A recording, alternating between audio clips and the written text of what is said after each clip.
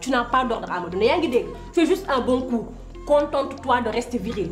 C'est compris? Dans cette vidéo, on va passer en revue l'épisode 13 de la série Infidèles et je te ferai écouter la réaction pertinente de Yacine qui habite au Royaume-Uni. Elle donne son avis concernant quelques scènes importantes dans cet épisode 13 et surtout concernant la scène choc. Donc, est-ce que Anta mérite vraiment ce qui lui est arrivé?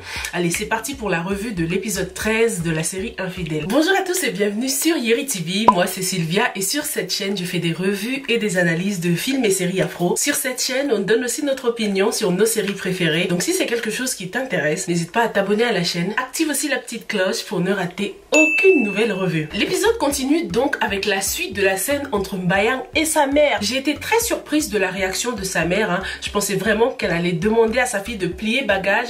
Mais non, elle a dit à sa fille que à la vida, a la muerte, elle va rester dans ce mariage. Et ce que j'ai trouvé dommage, c'est qu'il faut toujours que les gens trouvent une explication mystique aux choses comme ça. Lorsqu'un homme prétend être impuissant, on pense tout de suite au côté mystique, que c'est peut-être la faute du voisin, de la tante, de la je sais pas quoi. Mais on ne se tourne jamais vers la science. La mère de Mbayang, elle est clairement dans le déni là. Elle ne peut pas accepter que le mari de sa fille soit impuissant. Peut-être parce qu'il prend de l'âge ou comme dans le cas de Abou, c'est peut-être à cause de sa prostate. Elle cherche vraiment pas à comprendre le côté scientifique. C'est tout de suite dans le mystique. C'est très dommage et malheureusement c'est très commun. Certaines personnes ont tout de suite tendance à penser au côté négatif. L'ennemi ou le malheur vient toujours d'ailleurs. C'est toujours l'autre qui a tort. C'est toujours à cause de l'autre que les choses mauvaises nous arrivent. Au lieu de se poser les bonnes questions, par exemple prendre Abdou, discuter avec lui et sa fille par exemple, elle veut aller régler ça toute seule. Je me demande comment elle va s'y prendre. On voit aussi que Mbayang, non seulement elle ne soutient pas son mari, mais en plus elle n'assume pas sa condition.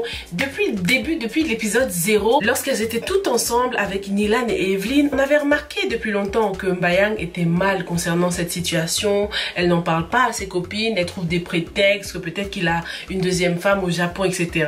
Alors que si elle avait dit la vérité à ses copines, elles auraient pu peut-être lui trouver une solution. Comme Mbayang et surtout Nilan ont fait pour que Evelyne se réconcilie avec son fiancé, quoi. Donc c'est dommage qu'elle continue à mentir comme ça.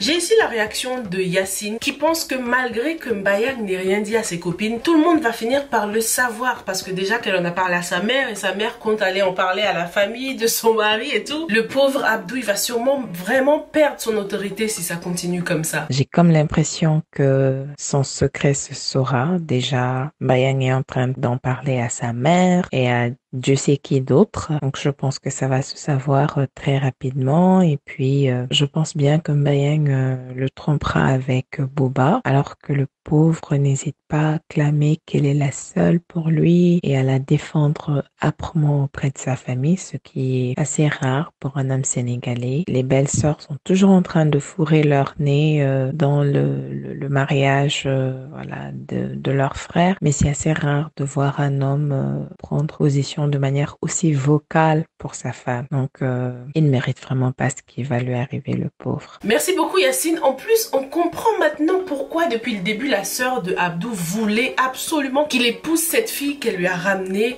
C'est parce qu'elle pense à son héritage, elle pense à l'argent qu'il a et elle souhaite que cet argent reste dans la famille. J'attends encore de voir comment ce scénario va se développer parce que c'est un peu cliché, tu vois. C'est vraiment pas nouveau, on l'a déjà vu et revu. Donc, parlons maintenant de Evelyne et cette réconciliation qui m'a pas du tout plu. Franchement, j'ai pas du tout été touchée. Je voulais avancer la scène parce que Antoine là, il fait que de m'énerver en fait. Et Evelyne dans cette scène, je l'ai trouvée un peu insupportable.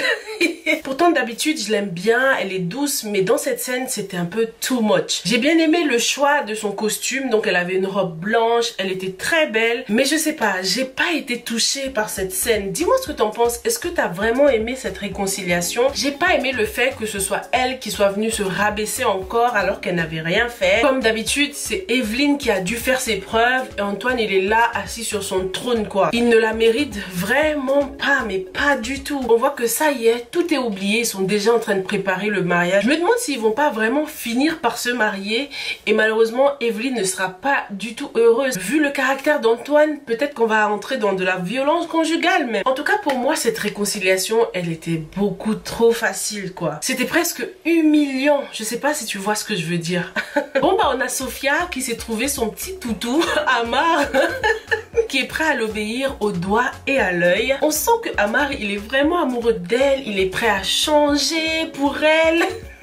Mais malheureusement, Sophia la manipulatrice là, elle va se servir de lui. Et ça par contre, cette histoire, elle la raconte à Julie. Ça faisait longtemps qu'on n'avait pas eu une vraie scène de discussion entre les deux copines. Mais c'est dommage, on les voit toujours en train de parler dehors ou après l'école. Ce serait bien si Julie venait aussi à la maison, chez Adélaïde, pour par exemple étudier avec Sophia. Et lorsqu'elle verra comment Sophia se comporte avec Bachir, elle commencerait à avoir des soupçons et ce serait chaud pour Sophia. Ça rajouterait un petit suspense, ça, je trouve. Déjà que Julie, c'est une pipelette, au moins, Sophia craindrait quelqu'un, là. Elle aurait peur que Julie, sa copine, raconte tout à sa sœur. Ce serait bien que quelqu'un menace Sophia comme ça. Je vois bien Julie la menacer en mode « Eh, si t'arrêtes pas, je vais tout dire à ta sœur, blabla. » Bon, bah, ce qu'on craignait a fini par arriver. C'est sûr, que l'oncle de Daba, j'arrive pas à retenir son nom, n'hésite pas à me le rappeler dans les commentaires. Ça y est, il veut quelque chose en retour, mais bien sûr que oui, bien sûr que ça n'allait pas continuer comme ça. Attends, on n'est pas dans le monde des bisounours là, Ami. Combien de temps est-ce qu'elle croyait qu'elle allait s'en sortir comme ça? En plus, c'est pas des petites choses qu'elle demande. Tu crois que quelqu'un peut te donner une voiture comme ça sans rien recevoir en retour? La générosité c'est bien, mais il faut pas prendre des gens pour des bêtes, Ami. L'infidélité c'est vraiment la chose qu'elle déteste le plus. Elle l'a dit elle-même, lorsqu'elle avait découvert la culotte là sur le lit de Booba, elle avait dit qu'elle pouvait tout accepter sauf l'infidélité. En tout cas, si elle décide de le faire, si elle décide d'ouvrir sa porte comme ils disent, ce sera vraiment le choc. Ensuite, on a Daba. Ah, j'ai adoré comment elle s'est défendue face à Tierno avec ses deux pompons.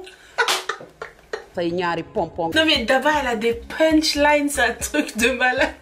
Daba, elle peut être fofolle, mais s'il y a une chose qu'elle ne blague pas avec, c'est sa virginité. On le voit depuis le début lorsqu'elle parlait avec Ami. Elle lui disait qu'elles allaient faire la fête de la virginité, un truc comme ça. Donc elle y tient. Et je trouve ça vraiment bien parce que malgré l'amour qu'elle avait pour Tierno, et c'est d'ailleurs dommage qu'ils n'aient pas développé leur relation un peu plus. J'aurais bien aimé voir beaucoup plus de scènes entre les deux pour qu'on ait encore plus de peine pour Daba et pour qu'on soit encore plus choqué par ce que Tierno a fait à Anta, tu vois. On les a vus que quelques fois, Daba et Tierno, maximum 2 fois. Et c'était toujours dehors lorsqu'ils se voyaient rapidement, alors que d'après ce qu'on nous montre, Daba tenait quand même à lui. Alors parlons maintenant de la situation de Tierno et Anta. Oh my god, Ivan Prod nous a demandé si on pense que c'est le karma qui a touché Anta, mais là, c'est plus que le karma là. Ça c'est une situation qu'on souhaite à personne. Je souhaitais même pas qu'une chose pareille arrive à Anta quoi. J'étais vraiment dans le mal après cette scène. Anta qui domine les hommes depuis le début, qui les manipule, qui les utilise.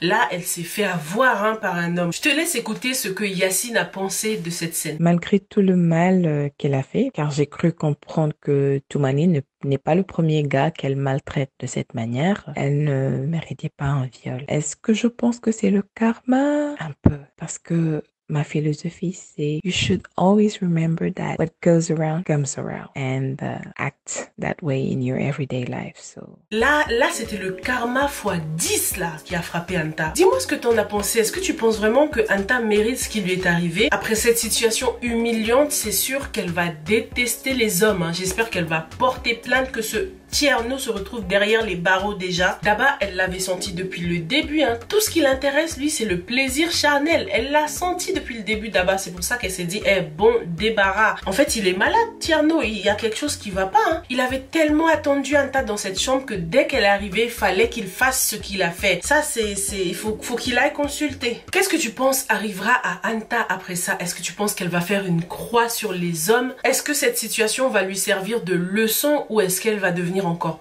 pire que ce qu'elle est déjà?